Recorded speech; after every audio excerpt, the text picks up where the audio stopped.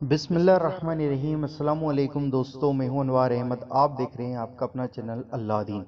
दोस्तों, यहूदी अरब वालों को और हुजूर सल्लल्लाहु ताला अलैहि वसल्लम को नापसंद क्यों करते हैं?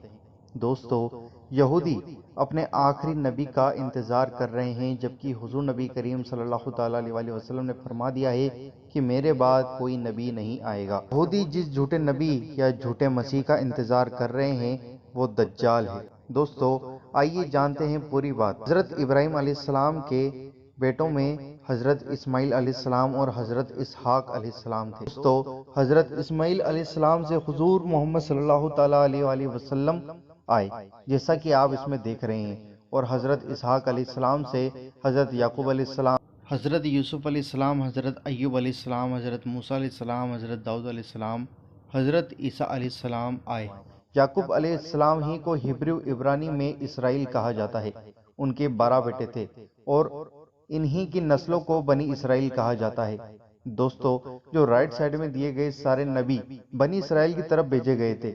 हजारों साल का वक्फा गुजर गया, बनी इसराइल की तरफ दर्जनों नबी आए।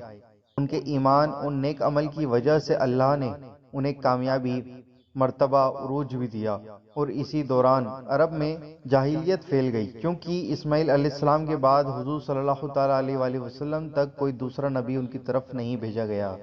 बनी इसराइल की किताबों में नबी सल्लल्लाहु ताला अलैहि वसल्लम की बेसत के बारे में तफसील से बताया गया था। वो नबी अलैहिस्सलाम को ऐसे जानते थे जिसे बाप अपने बेटे को जानता है, अपने बेटे को नाम से जानता है, उसकी आदतों से जानता है। और जितना बाप अपने बेटे को जानता है, शायद वैसे ही कोई और उसको नहीं जानता होगा। तो वैसे ही बनी इसराइल के लोग हुजूर सल्लल्लाहु ताला अलैहि वसल्लम को ऐसे जानते थे जिसे बाप अपने बेटे को जानता है। उन्हें इस बात का यकीन था, क्योंकि कसरत के साथ दर्जनों अंबिया बनी इसराइल की तरफ भेजे गए हैं, कि आखिरी नबी भी बनी इसराइल की तरफ आएंगे। मगर जब ऐसा नहीं हुआ तो उनके दिलों में हसद और जलन आ गया। इसलिए सारी हकीकत जानने के बावजूद यहूदी और ईसाइयों ने हुजूर सल्लल्लाहु ताला अलैहि वसल्लम का इनकार किया। और इसी बुग़्ज़ का नतीजा है कि वो आज भी अरब से नफरत करते हैं और उन्हें उम्मीद है कि उनका आखिरी नबी मसीहा आने वाला है। हदीस में है कि दज्जाल खुदाई का दावा करने से पहले नबूवत का दावा करेगा।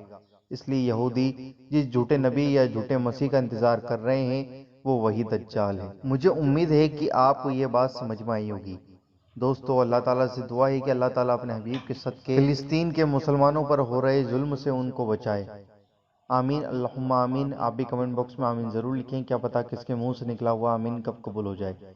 इस वीडियो को दिल से लाइक करें, वीडियो को शेयर करें, क्योंकि यह बात बहुत कम लोगों को पता है जो हमने आपको अभी बताई है। तो दोस्तों, वीडियो को शेयर ज़रूर करें और चैनल पर नए हो तो सब्सक्राइब ज़रूर करें, बेल आइकन ज़रूर दबाएं ताकि आपको हमारी हर आने वाली वीडियो का नोटिफिकेशन मिल जाएगा।